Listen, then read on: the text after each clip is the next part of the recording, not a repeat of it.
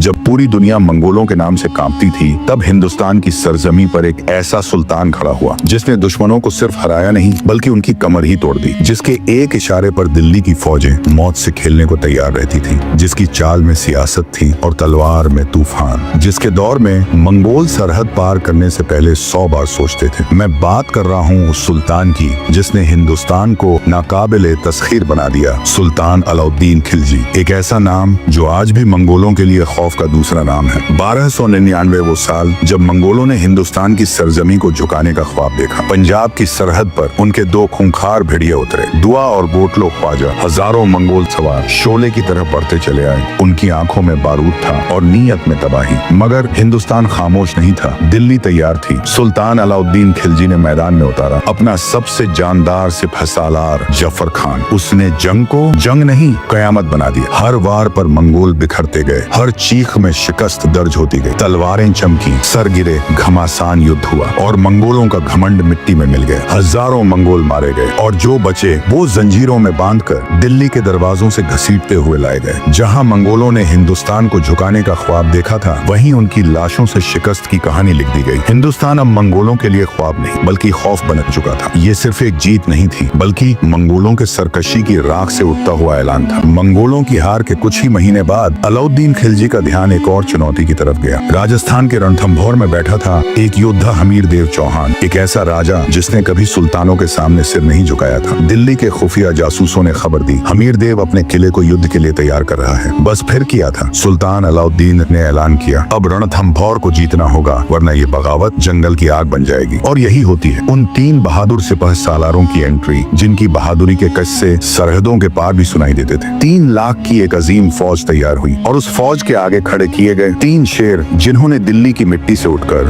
तख्त को मजबूती दी थी। सबसे पहले उतरा मैदान में मलिक नायब, वो शख्स जिसके एक इशारे पर हजारों सिपाही बगैर देखे तलवार चला देते थे। उसकी तदबीर, उसके नक्शे हर जंग को एक किताब बना देते थे जिसमें शिकस्त के लिए कोई सफा नहीं होता। और फिर दूसरा कमांडर मलिक काफूर, दिल्ली का सबसे बेखौफ सिपह सालार, जिसने तलवार को सिर्फ हथियार नहीं इबादत बना दिया था। उसका हर वार दुश्मन की जड़ें हिला देता था। कहते हैं अगर जंग में काफूर उतर आए तो दुश्मन की शिकस्त दस्तखत से पहले ही लिखी जा चुकी होती थी। और फिर मैदान में उतरा तीसरा सिपह सालार, जिसको हम सब जानते हैं जफर खान। वो नाम जो मंगोलों के लिए खौफ बन चुका था, जिसने तलवार को आंधी बनाया और दुश्मन की फौज को मिट्टी में मिलाया। तीनों सिपह सालार तूफान बनकर रणथंभौर की तरफ बढ़े। किला का 3 महीने तक घेराव किया गया। किला पहाड़ की चोटी पर था, ना काबिले तस्खीर, जिसे जीतना आसान नहीं था। उसके चारों ओर पत्थरों की ऊंचाई नहीं बल्कि जिद की दीवारें थीं। हर रोज दरबार से सुलगता ऐलान निकलता, दिल्ली की तलवारें इस किले तक नहीं पहुंच सकती। मगर सुल्तान ने हमला तलवार से नहीं सोच से किया। उसने नक्शे बिछवाए, जमीन को पढ़ा और फिर नदियों का रुख मोड़कर किले की रगों में बहते पानी को ही रोक दिया। पानी जो एक किले की जान होता है, वही सबसे पहले बंद कर दिया गया। हमीर देव, वो राजा जो एक बहादुर और ताकतवर जंगजू था, उसने कहा मर जाऊंगा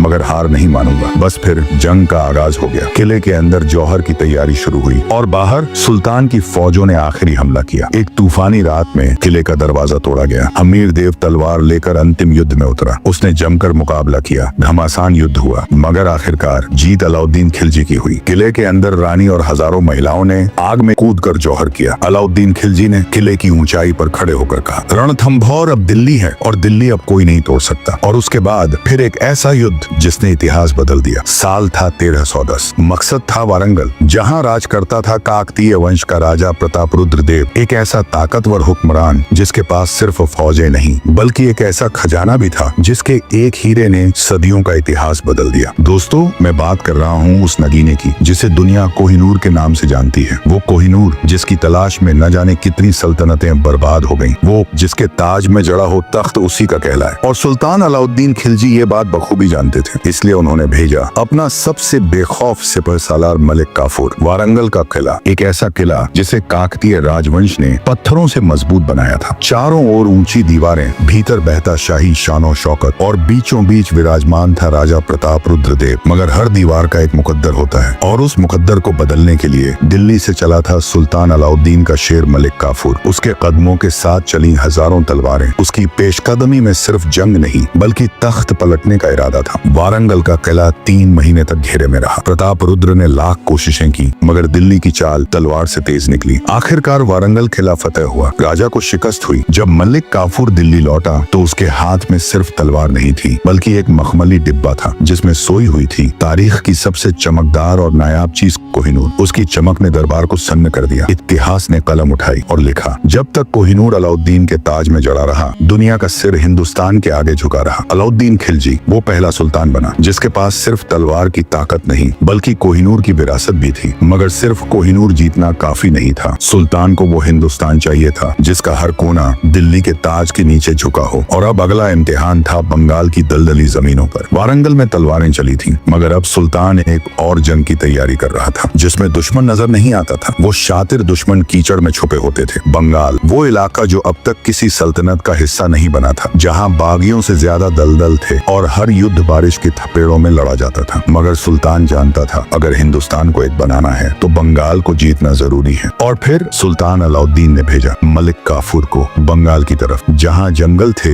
दलदल थे और राजाओं के पास हाथियों की बड़ी और ताकतवर फौज थी। मलिक काफूर ने जब बंगाल की तरफ कूच किया तो उन्हीं हाथियों की फौज से उसका मुकाबला हुआ। बंगाल में हर युद्ध बारिश के बीच हुआ, तलवारें कीचड़ में धंसी, मगर हिम्मत नहीं। मलिक काफूर ने एक एक करके बंगाल के राजाओं को हराया और फतेह हासिल की। बंगाल का माले गनीमत सोना, चांदी और हाथियों के झुंड दिल्ली भेजे गए, मगर लौटते हुए मलिक काफूर को एक पत्थर लगा और उसका एक पैर टूट गया। सुल्तान ने कहा, तू लंगड़ा सही, मगर तूने दिल्ली का ताज मजबूत किया। और अब बारी थी दिल्ली में छुपे हुए गद्दारों की। सुल्तान अलाउद्दीन खिलजी जानते थे असली खतरा वो होता है जो अपनों के बीच छुपा हो। दरबार में बैठे कुछ सरदार जो सुल्तान की तेजी से बढ़ती ताकत से डरने लगे थे, धीरे धीरे साजिशें रचने लगे। वजीर आजम ने एक रात दरबार में बताया, या सुल्तान, आपके खिलाफ दिल्ली के ही कुछ दरबारी गद्दारी का जाल बुन रहे हैं। सुल्तान ने जवाब में तलवार नहीं, इंतजार किया और फिर एक शाही दावत रखवाई। वो दावत इतिहास की सबसे भयानक रात बन गई। दरबार के शाही दस्तरखान में लगे फलों की थालियों में खंजर छुपा था और खिलजी के एक इशारे पर सैकड़ों दरबारी वहीं ढेर कर दिए गए। और फिर सुल्तान ने चैन की सांस लेते हुए कहा, ताज के वफादार बनो, वरना ताज सिर काटना भी जानता है। गुजरते वक्त के साथ अब सुल्तान बूढ़ा हो रहा था। जंगों के जख्म जिस्म से ज्यादा अब रूह पर असर डाल रहे थे, मगर ताज अभी भी उनके सिर पर था। दरबार में अब एक नाम सबसे ज्यादा चर्चा में था,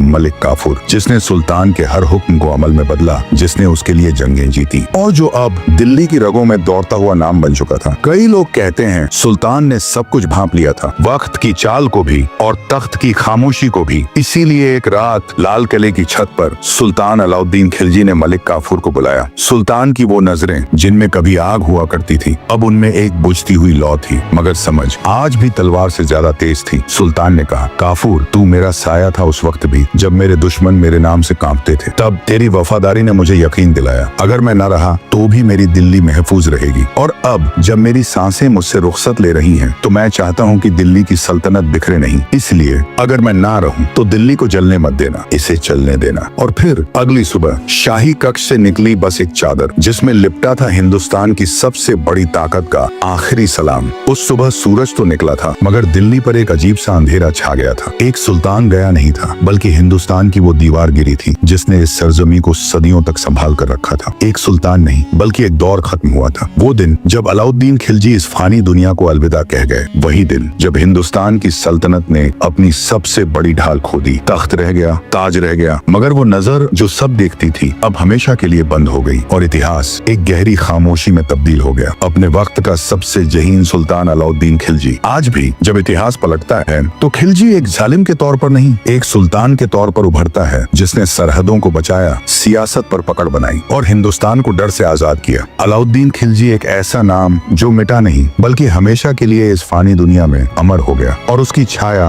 उसका असर आज भी दिल्ली की हवाओं में महसूस होता है। सुल्तान चला गया, मगर उसकी सोच ने सल्तनत की बुनियाद को ऐसा मजबूत किया कि सदियों बाद भी दुश्मन सिर्फ जंग नहीं, खिलजी के नाम से ही कांपते हैं। अलाउद्दीन खिलजी जिसने फकत जंग नहीं लड़ी बल्कि हर चाल, हर इरादा हिंदुस्तान की एकता के लिए बुना। सुल्तान चला गया, मगर हर इमारत की दीवारों में, हर दरबार की रगों में अब भी खिलजी गूंजता है। अगर इस कहानी ने आपको सोचने पर मजबूर कर दिया हो तो नीचे लाइक का ताज पहनाइए, कमेंट करके बताइए क्या आज के दौर को भी ऐसे सुल्तान की जरूरत है, और सब्सक्राइब जरूर कीजिए क्योंकि हर ताज की एक कहानी होती है और हम वही सुनाते हैं।